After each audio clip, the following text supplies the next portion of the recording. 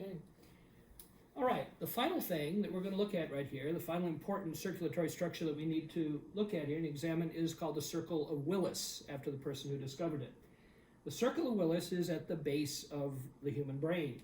And to give you some idea of where it's located, this right here is the optic nerve from the left and right coming in, crisscrossing over at the optic chiasma back into the optic tracts. You might remember that from Biology 205.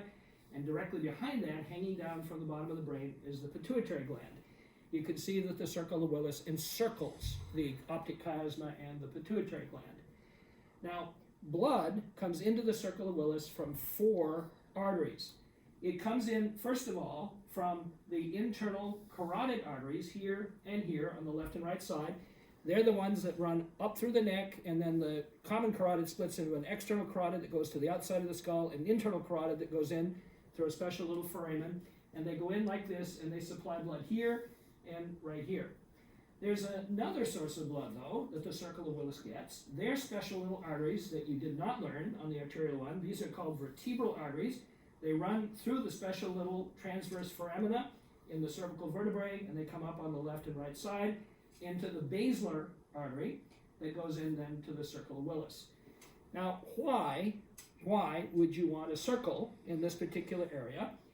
Well, the idea here is that if any blood vessel that supplies the circle of Willis gets somehow blocked, somehow occluded, it turns out that you're still going to get blood going to all the parts of the brain.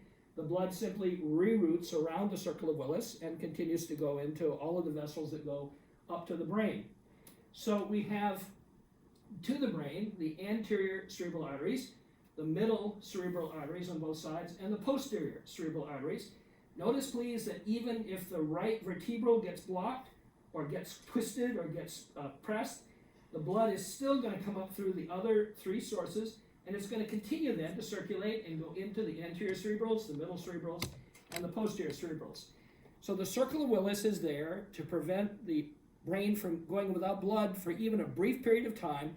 If one of the vessels is blocked, the other 3 take over. The brain then continues to receive oxygenated blood with lots of glucose in it so that it can continue to function.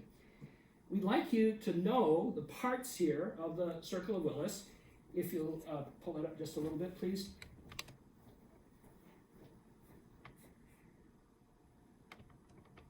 Can you see that, Kim? Mm-hmm. It turns out that the anterior communicating, the anterior cerebrals, the posterior cerebrals, and the posterior communicating are the principal parts of the circle of Willis. Those are the parts that most people learn in medical school. So the anterior cerebral is here and here. The posterior cerebral makes up, posterior cerebral makes up a little bit of it. The posterior communicating and the anterior communicating then are the other parts of it. Anterior communicating, anterior cerebral, posterior communicating. It turns out that technically speaking, there's a little bit of the internal carotid artery that makes up a little bit of it, but that's not what most people learn, and we're not going to hold you responsible for that.